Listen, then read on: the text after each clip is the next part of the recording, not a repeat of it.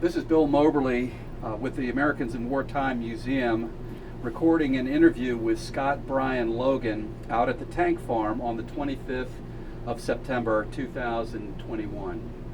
So, Scott, tell me a little bit about your background as far as where you came from and what military connections you might have had before you enlisted. Well, I was born in Chicago, grew up in Atlanta, and went to OCS up in Newport, Rhode Island out of when I joined up in '81. My dad had been in the Naval Reserve, and my uncle had been an enlisted man in the Army, but all during peacetime. And they didn't really have any particular experiences other than my dad got to be a second-class gunner's mate in the reserves, and my uncle was a corporal in the Army Corps of Engineers.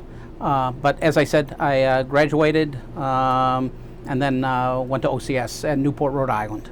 What motivated you to go into OCS? Always wanted to be in the Navy. They had great white uniforms. Yes, they do. And did Chicago have any influence on your interest in the Navy? I mean, it's a big Navy town. It was, yeah. I mean, Great Lakes is still up there. Glenview was there, but not really, no. It was just, I've always been a history buff, and I've just always been interested in naval warfare, and so decided to join the Navy. Gotcha. So when you went to OCS, where did you do that? Where was that? Was in Rhode Island? Newport, Rhode Island, yeah. Okay. Yes, that was, October '81 to February '82. Okay. And when you came out of your OCS training, what was your rate, or what was your specialty? Or I was commissioned. I was commissioned an '01 ensign, and then I was sent down to Charleston, South Carolina, where I was on board the USS Richmond K. Turner CG-20. She was a guided, what they call the double-end guided missile cruiser. I was there for about 4 months, and then I went back up to Newport, Rhode Island for surface warfare school. And then after, I guess I was back at the Turner about September, something like that. Okay. What kind of sea experience did you have on that ship? Well, I did 2 major deployments. The first one was in 1983. We had come out of the yards, and we were with the USS Independence Battle Group.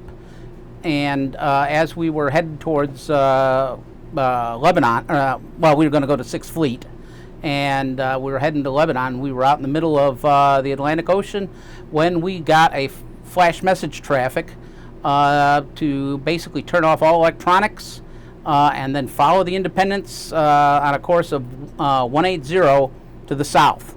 And this was in October of '83.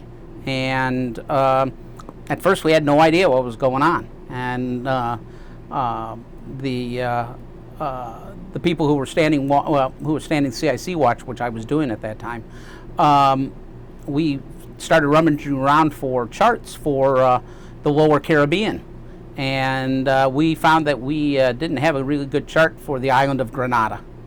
Okay. All right. So that was all about Grenada, that trip. Yes. Tell me a little bit about the atmosphere on the ship when you get a flash message like that and you're flying dark. Well, at first it's like, oh, okay. The pub punchers, what's all this stuff, and we're trying to figure out what. But I mean, you obviously you do what they say. But this was also in the context of the Marine barracks had just been bombed in Beirut. So at first we didn't know if that had something to do with where we were going. Most people on board the ship had never heard of the island of Grenada. Being a historian, I knew that back in 1781 there had been a naval battle there and things like that. So, so we were dark, and we weren't radiating any radars or anything like that, and off we went. How many ships would have been in that group? Oh, I can't remember them all, but I know the carrier was Indy. We were Alpha Whiskey. I think we had maybe two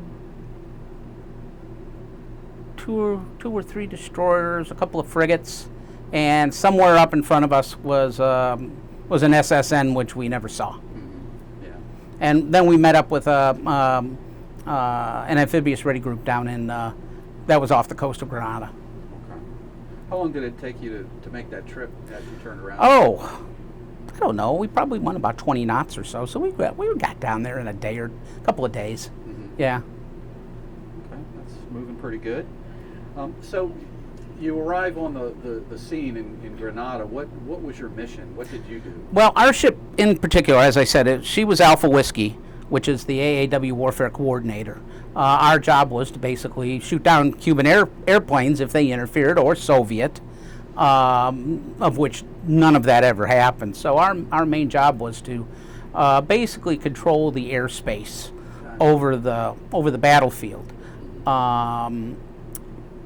We never fired anything, but we also we had a secondary mission of ASW.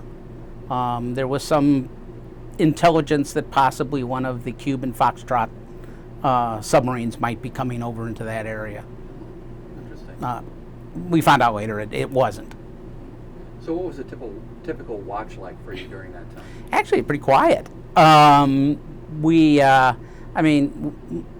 air controllers down in lower CIC were always controlling the aircraft that were assigned to fighter cap.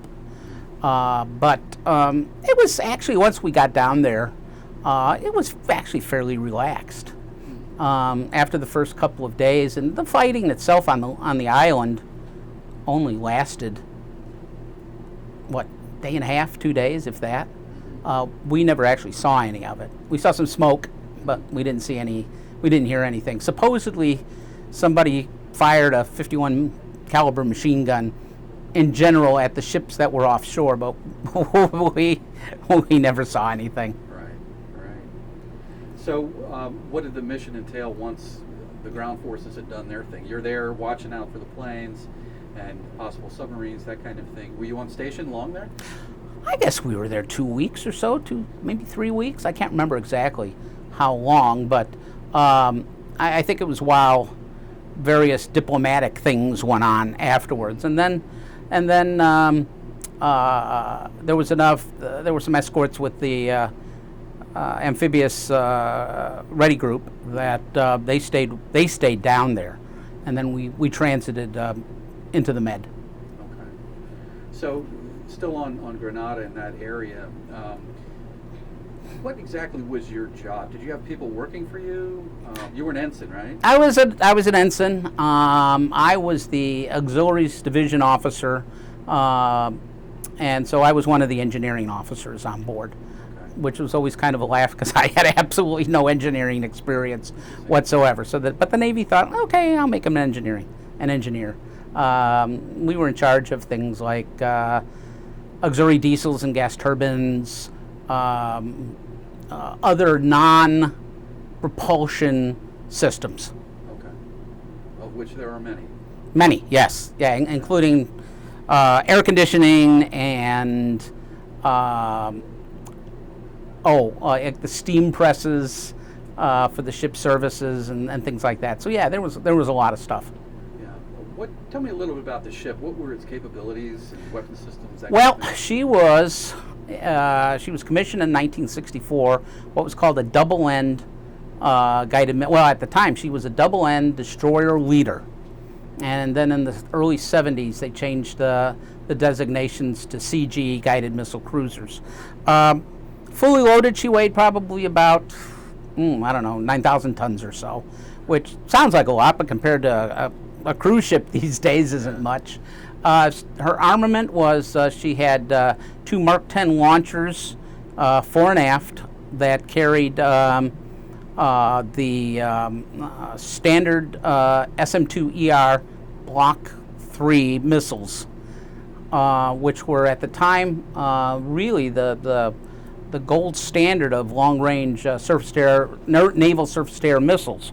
They had a range out to about 100 miles, and very accurate too. We got complaints that we would we would actually shoot down the drones, which we're not supposed to do. Right. And we had BTNs, which were special weaponry. We had 12 of those on board. They're all gone. Well, the ER-2 is gone too, that's all. And what would it do? I mean, It would make a hell of a big bang if you ever exploded it. oh, okay. It was one of those type of... Okay. It's anti-submarine? Oh, yeah, Stuff? yes, I'm sorry. We had ASROC, Okay. which is the anti-submarine rocket, also the name of my cat. And Mark, what do we have? Mark 46, two triple Mark 46 torpedo tubes. The only guns we had on board were two Mark 15 close-in weapon systems. So she had originally been built with 3-inch 50 dual-purpose guns, but they were taken off sometime in the late 70s and replaced with Sea-West. Oh, we also had Harpoon. I'm sorry. Oh, okay. Yeah, we had Harpoon as well for our surface-to-surface missiles. That actually came on board, I believe, one in the yard period where I joined the ship, and we had eight Harpoons. I see. Other than that, then we had M250 cals and small arms and things like that. Did you have a Marine detachment Nope. on your boat? Nope. Occasionally, we had a flight deck, which was no longer certified for landing. So they found it convenient at times to put a Entail van up there, and there were some Marines that were with that. But no, by the time I got on Turner, they no longer had Marine debts on anything other than the carriers and the amphibs. Yeah. Okay. So, how many ships like this would be in a battle group of that size? Oh, like I said, not counting any logistic ships like oilers or AEs or something like that. I guess maybe whatever was available, 7 to 9. It also, things changed a little bit once the Aegis class cruisers came along too. They were much more capable than what we had. Turner, I think, sailored on for, when I got off her in 86, I think she ran till about 92, 93. And then she got some upgrades and stuff like that. But the Aegises were just so much more capable. Anything you can remember sticks out in your mind from that deployment down there? Well, we all got great suntans. Yeah. I got to go ashore one day. Must have been 2 or 3 days after the fighting. And I got to ride on I think back then they were called LVT-7s. Now they're AAV-7s, and I think they still have them. I just remembered, I think I came off Nassau, USS Nassau. I think it was Nassau. And so we got to go through the well deck, and then we swam ashore on the track, and I got to walk around downtown. I think it's King George is the capital of it. And I ran into a guy I knew from college. Really? Yeah, and he was with 82nd Airborne, and they had beer, so I got to have a beer. Unfortunately, the Navy, in their infinite wisdom since Josephus Daniels, are dry. So the offer of a cold beer was really nice. Yeah. Wonderful. Did you talk to any of the Americans on the island or hear about No, their stories? Or I mean, obviously, I later on we heard stuff from the Rangers and the SEALs and stuff like that. But no, we did not see any of that. We did see, we saw the initial airdrop over at the Grand Anse airport. We saw that on radar because obviously, we were the main radar ship down there. But no, I never actually got to talk to any of those, like the med students over at the Grand Anse campus and everything like that. Yeah. Okay. Well, if you think of anything else about that experience, put it in. Just Okay. All right. So you left there and you went back towards the Med. We went immediate to the Med. Yeah. Immediate to the Med. We stopped briefly in Gibraltar, which was interesting. But then we went on all the way over to Lebanon off the coast of Beirut without stopping, and then we relieved. Oh, I can't remember what carrier was there at the time, but we relieved that battle group. At the time, we also were joined up by a surface action group with the battleship New Jersey. And that was one thing that I really remember. We were, I don't know, about 2 nautical miles away from her when she actually did a combat shoot against Syrian SAM and anti-aircraft batteries that were shooting at our guys. Pretty impressive. Really? Pretty impressive. And you could, if you're at the right angle, those big 16-inch shells are subsonic, and you can actually see them rising. Wow. And it's cool, and the noise is indescribable. You went in and you looked on the 48 radar, and you could actually see the shells on the radar. That was very cool. Well, they're like the size of a Volkswagen bus. That's right. We're throwing Volkswagens. Even if they don't explode, they're going to make a hell of a big hole. Yeah. So that was an interesting experience. It was. I mean, that was the first time she had fired since Vietnam, and they didn't last much longer. Although they were great ships. She could still do 33 knots if need be.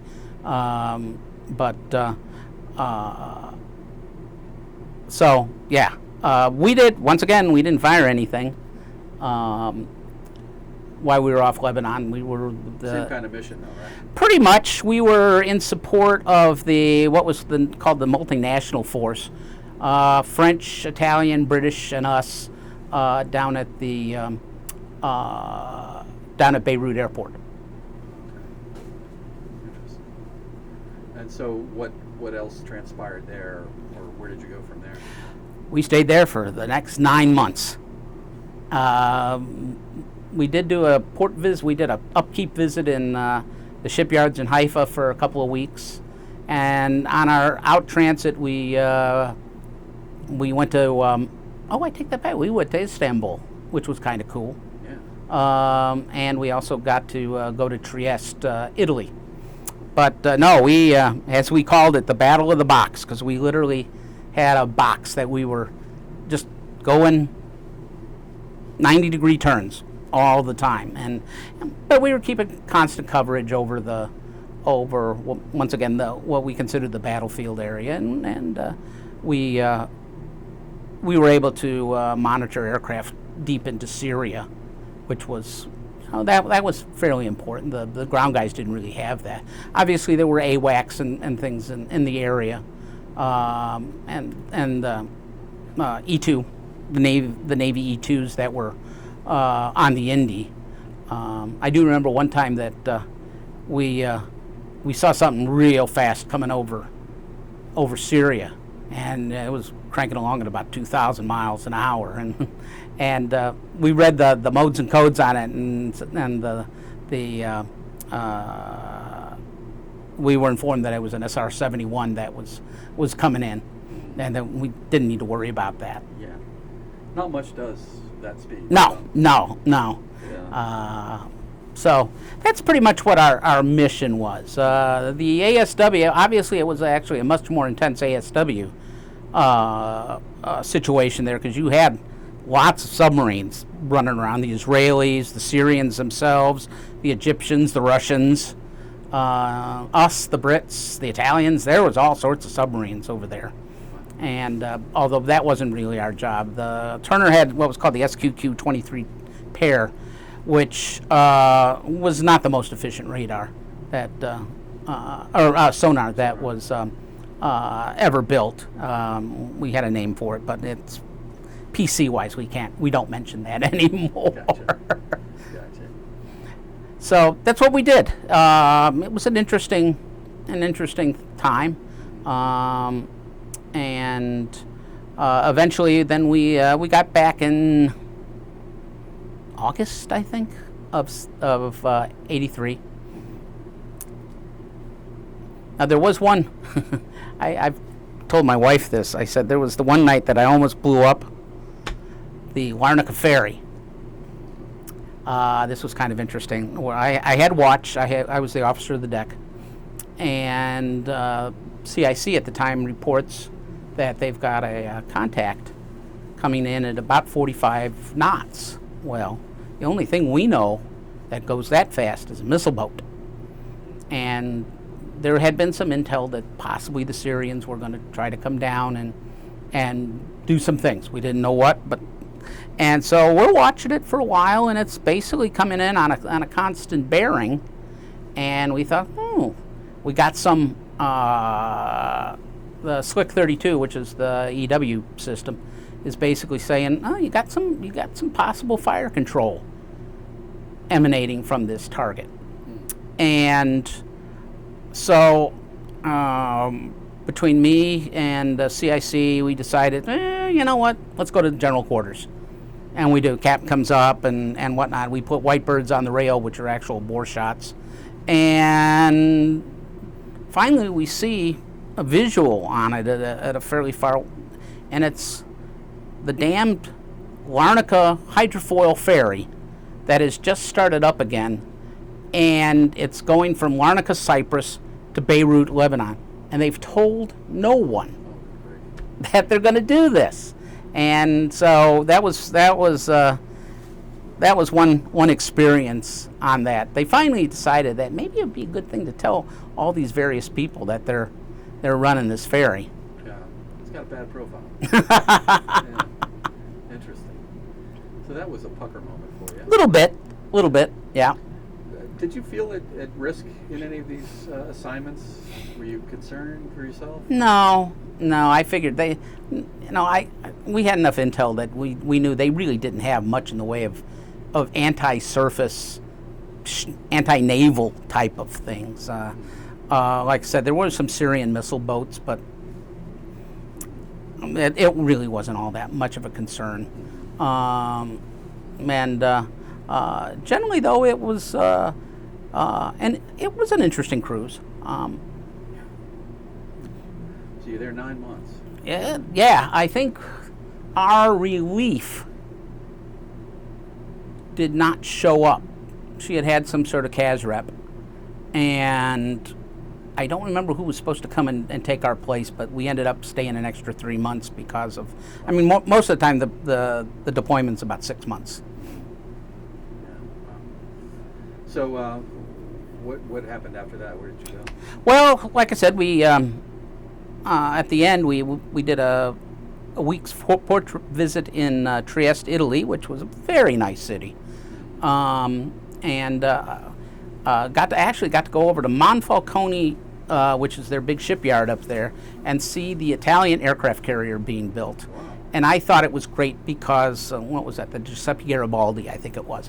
They had a wine cellar on this ship, and it was great. It was really great. They invited us. She was far enough along. They invited us to have lunch on board, and there was plenty of libations, which was really great. Viva Italy. There you go. I know one time we unrepped with an Italian oiler, and they actually sent us a crate of wine, which we could not drink until we got back home. That's too bad. Wow. Now that was another thing too, is unrepping. You basically unrepped underway replenishment for the uninitiated every 3 days. Wow. And you'd come up to the oiler, and a lot of times the carrier was there. Indy was a steamer instead of a nuke, so she had to refuel, and it was like a ballet at 13 to 15 knots. Wow. It'd sometimes have the carrier in the middle, 2 replenishment ships on either side, and then an escort outboard of them, and it was like I said, it was a real dance. Not bad. Did they do personnel transfer on those kinds? Occasionally, you had they would do highline transfer. Invariably, though, you always had to dip the guy into the water. I was going to ask if you had been done. No, I never did. I never got transferred. I, for some reason, if I had to go to another ship, always got to get picked up in a S2 or SH2 helicopter, Yeah. which since we didn't have a landing deck, always had to get winched up into it. Ooh, interesting. Yeah, that'd be something. All right. right. So you're cruising through the Med. You're visiting all these cool ships. What else? Well, that was probably pretty much it for that particular thing. As far as that, but when we went back in '85, that was Libya and Gaddafi and the line of death and everything like that. But really, until I actually left just before the actual combat happened. I see. There, we were at the Coral Sea Battle Group at that time, and but my end of service was coming up, and I got transferred over to the carrier, and then eventually via SIG and Zaragoza, I flew back home before the actual fighting happened there. What did you do on the carrier? Oh, I was just in transit. Okay. Yeah, Okay. yeah. But I got to see the aircraft launch. That was fun. So that was pretty much it. And then I separated in February or March of 1986 and went into the reserves. Okay. How long did you stay in the reserve? 6 years. 6 years. Yeah.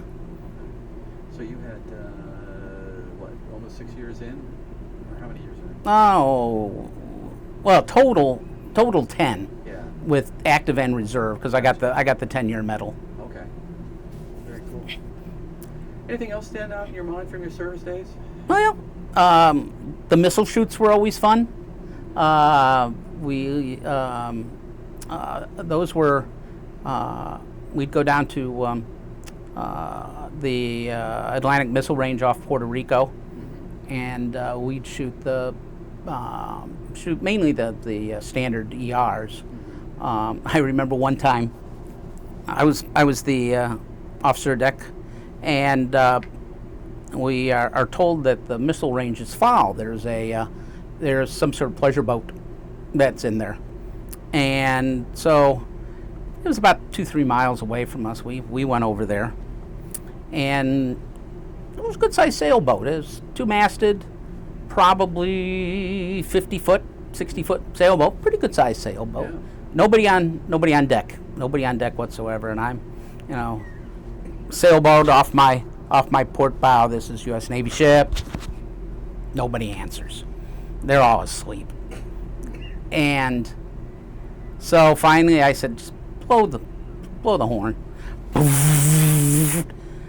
Must have been 8, 9, 10 naked people all come roaring up at one time, and we told them that they needed to be out of the range here pretty soon because we were firing live ordnance, and it's like, "Oh yeah, we'll go." That's an experience too. Mike's coming out of the hold. Very cool. So, when you think back on your military service, how do you think that's influenced the rest of your life? Oh, I don't know. I mean, it certainly gave me a discipline, which my wife would disagree with, and just sort of that, I guess, was the adventure of my life, and it was a chance to participate in history, and which I'm very much an aficionado of these days, and it did give me a chance to see parts of the world that up to that point I had never really had any opportunity to see. So I enjoyed it. I enjoyed my time in the service generally, and then I also decided that my career choice after I got out would be to become a teacher, and so I taught 5th and 6th grade essentially for 25 years after that. And because I had taught classes in the Navy, and my idea was, well, hell, if I can teach a bunch of squids, I can teach elementary kids. So that's what I did. Well, that's great. That's a great use of your skills. So, somebody considering the military, what would you tell them? Oh, you may not want to keep this going, but right now I'm not sure I'd join. Really? Yeah, with all the politically correct and the various other things, I don't know if I would join. I really hate to say that, Yeah. but I'm just afraid that they're not apparently our Joint Chiefs of Staff are not interested in war fighting at the moment. They're interested in social justice and things like that. And for, to come in and try to be an office, especially an officer, where basically, maybe your men aren't going to listen to you because you're being told that you're a bad guy. I don't know. So yeah, that's a tough question. Seems like a different time. Huh? Yes. Yeah. Anything else you can think of you'd like to share? No. Well, I met my wife in the Navy. I was the officer of the deck, and we had just gotten done with an upkeep. And when was that, honey? April 10th, 1985. There we go. April 10th, 1985. 7:30 in the morning. And I was the officer of deck. She was a lieutenant over at the Readiness Command down in Charleston, and she had never been out on a ship. And so her captain sent you and Becky? Just me. Oh, just you, okay. And to go out on a ship. And we were doing basically an in and out. We were going to go off and do some full power runs. I don't remember if we were doing any weapons testing or not. But, and so I was sort of her escort during the day. And that's how we met on the ship. And then that December, when we were in Gaeta, Italy, on the next deployment, I proposed to her down in my stateroom. Very cool. So you got something out of the Navy? I did. And she's still there after That's what? great. 35 years. Congratulations. That's great. Anything else? No, I don't think so. That's a tough one to top, by the way. I never walked on the moon. So Yes. I did used to tell basically my class when we were doing history that I fought in every battle from Trafalgar to Jutland. And I'm not sure they all believed me, but some did. So that was also me and Abe Lincoln. We used to play with dinosaurs. So That's great. Well, thank you so much for your service, and thanks for your time today. all right, Appreciate great. I appreciate it. it. You bet.